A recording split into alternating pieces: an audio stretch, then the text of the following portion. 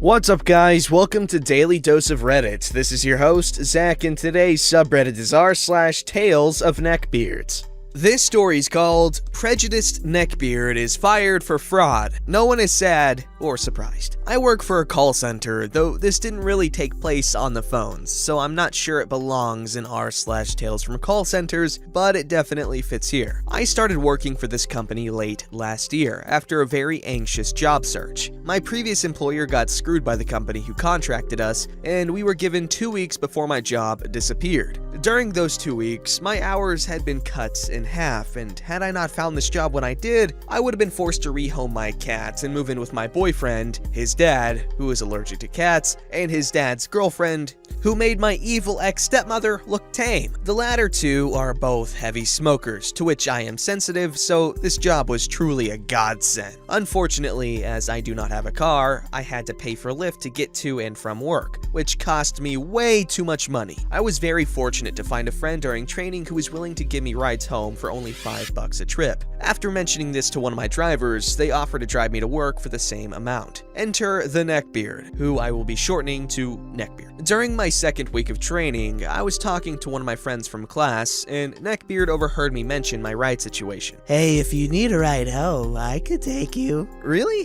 Thanks. Mind if we stop by the store so I can get a little more cash? I can give you $5 then. I'll take you, but don't worry about paying me. I'll drive you for free. Wow, thank you. That would be a huge help with how much it's been costing me. I won't lie, I was really hoping I would find someone I could carpool with, and it seemed my prayers had been answered. Good lord, was I wrong. While things did go fine for the first few days, I found out just what kind of guy he is that Friday. I had pre-ordered a Nintendo Switch Lite several months ago, non-refundable, I tried, and asked Neckbeard if we could stop by Game Store to pick it up. He said yes, and while I can't remember the entire conversation, I will never forget what he said about transgender people. Warning, the next few sentences contain phrases which are very offensive to LGBTQ+ communities. Such phrases are his words, not mine, and I do not agree with anything he said. These people who say they are one gender but are actually another are such sinners.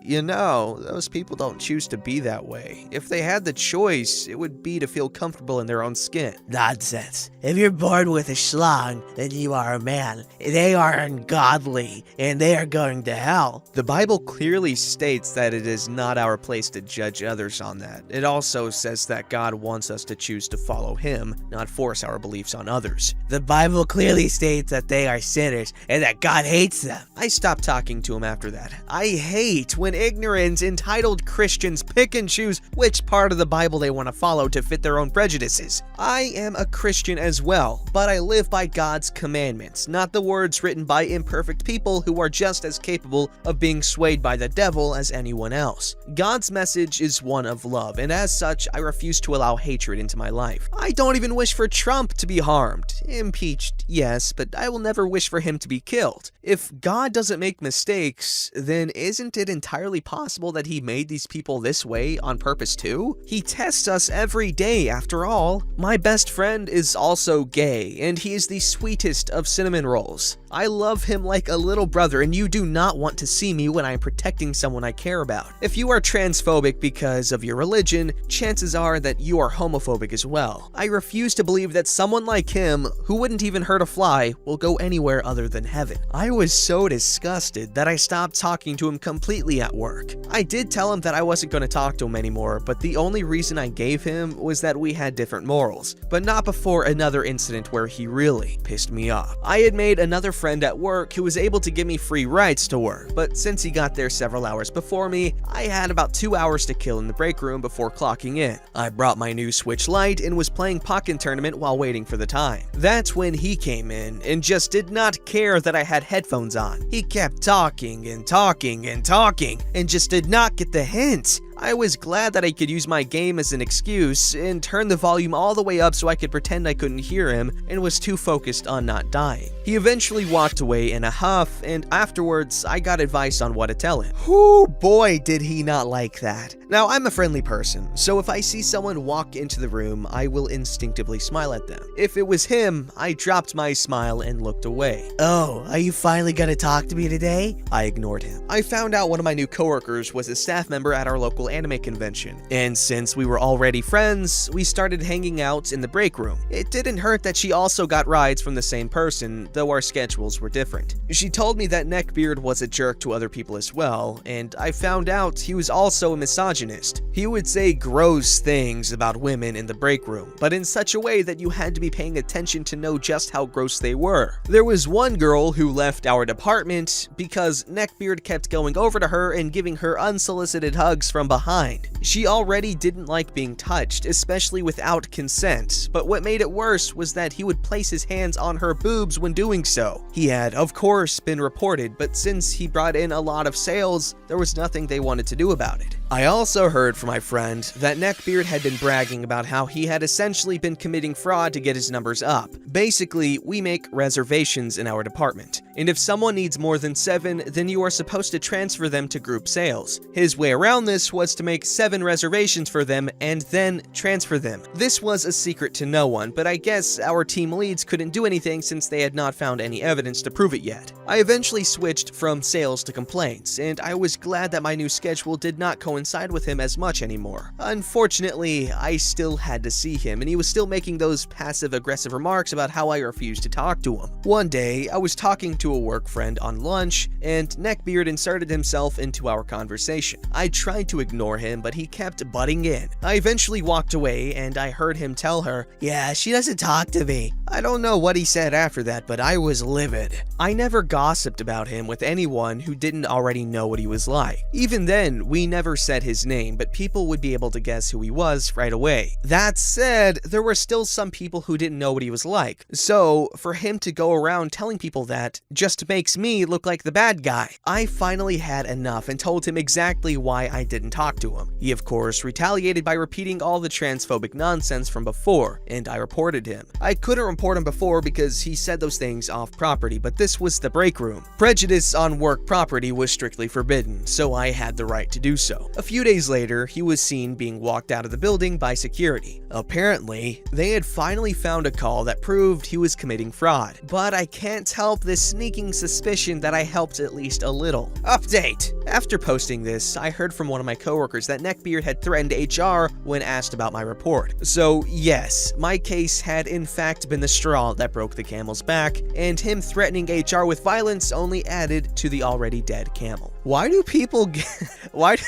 get so worked up about people just doing their own thing? Like, what prompted him to be like, Oh my god, transgenders, man. They're so gross, man. that's just so stupid. Like, why are you obsessing over people just living their life how they want? You don't even have to agree with it, okay? They're people. They're exercising their freedom to do as they please with themselves, because that is the American way. And if you want to infringe their rights to live as they wish to live, then you, sir, are a dirty communist bastard. This story's called Tekken Neckbeard. Warning, long-ass story ahead. Hello, I saw the stories on this Reddit and realized that I have a story of a neckbeard I met. It was honestly really strange, since I never saw him as a neckbeard until I ended my friendship with him. Here's the cast. Me, a woman who is working on her social skills, and Tech, a neckbeard who has no filter. So this story takes place around last year in September. I was upgrading my math in order to finally finish and get my high school diploma. The school that I went to for it accepts any students for free as long as you're below 21. We only paid for the textbooks and bus passes, etc. Anyway, this story begins when I was getting to know my classmates. I started talking to my classmates because I highly regretted not socializing with my peers in the past. So I decided to work on myself and gain myself some new friends. It was at least 2 weeks in the semester and I got pretty familiar with certain people there. All of them were interesting, except for this guy. He was interesting in a bad way. We'll call him Tech,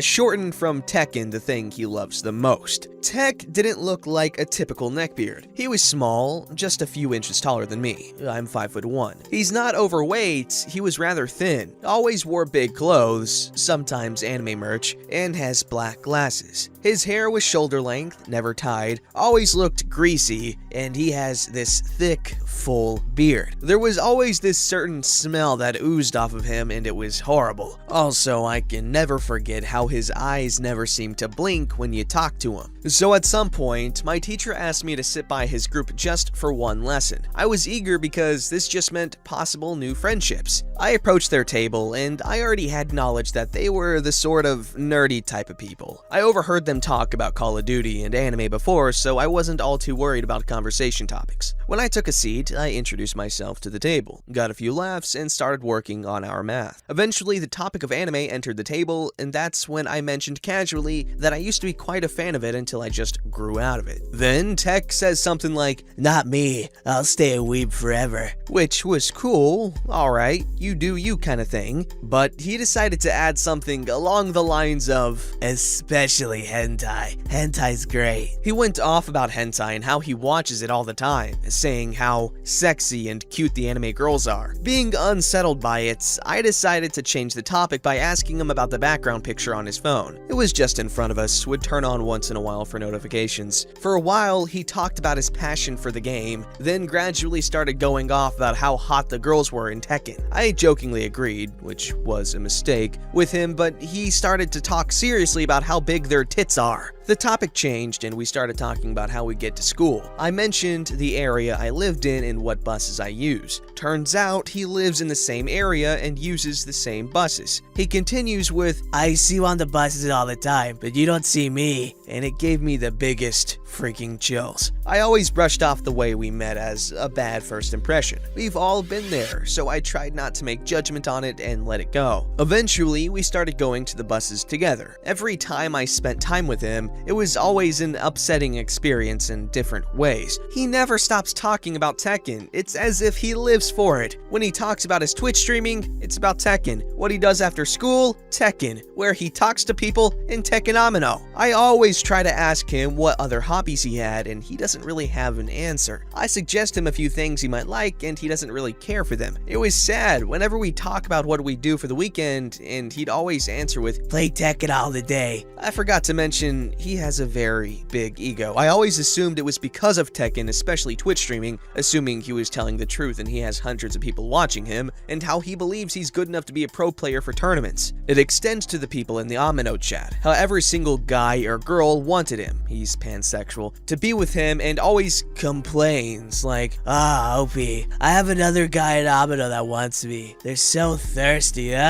He'd also brag about how he watches hentai out loud in the hallways at some points, even when a teacher passes by. I'm not sure if this is true or not. He'd rank the teachers on a rate of which one he'd love, and the rest of my classmates and I were really disgusted. Hell, the guys in his math group also think he's weird and needs to tone it down. When I introduced him to a friend of mine, she works in a shop that's on our way to school, he immediately asked me if I could hook them up with him, which I proceeded to say no. When I said that, he assumed I was getting competitive when really that's a friend of mine and I don't feel comfortable doing that to her, especially with what he's shown me. One day in class, we started talking about dating and eventually talked about the LGBT bar. One of my friends mentioned that I should visit it and it's just underneath our school. That's where he chimes in to say, with confidence, I could probably get a twink. I have the moves. Everyone freaking lost their crap and refused to believe what he said. It eventually led to a bet to see if by the end of the week he gets a date to prove he has smooth moves. During the bet, I felt really bad because everyone kept comparing him to me and saying how he could never be like me. None of them really know how I started similar to him, having so many problems socializing, and I couldn't handle the fact that they think he can't improve himself when I've been through it myself. So I gave him advice whenever I could and told him to prove them wrong that he is better than they depict him to be. I told him I rooted for him and tried to encourage him every day. In the end, he always brushed my advice aside, saying, I know, over and over again. He ended up losing the bet and everyone expected it. Then, eventually, I had enough of him. It happened when we were going home together. At this point, I was used to his antics of nothing but Tekken, wanting to be with someone, wanting to have sex, etc. I haven't given up on trying to help him get out of it, but I was on the edge. We took the train home together to give him a new experience and to show him another way to get to school. After we left the train station and went on the bus, he started talking about making plans with the rest of our classmates. I didn't want to make plans with him. It's mean to say, but I felt really tired every time I hung out with him,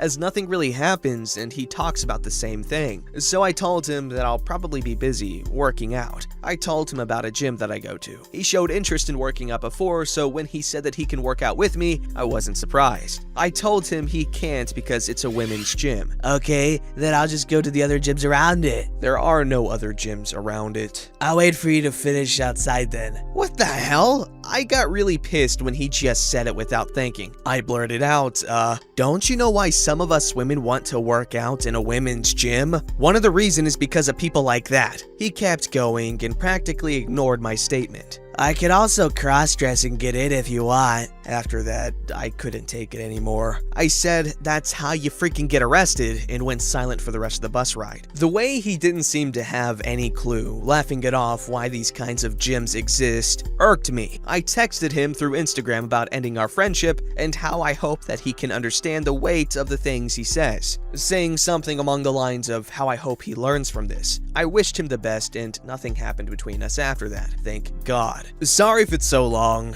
but I hope at least some of you enjoyed it. Okay, I really like this subreddit. Man, it's weird that these people are real. It's just so bizarre. Don't forget to like, subscribe, and hit that bell to never miss an episode.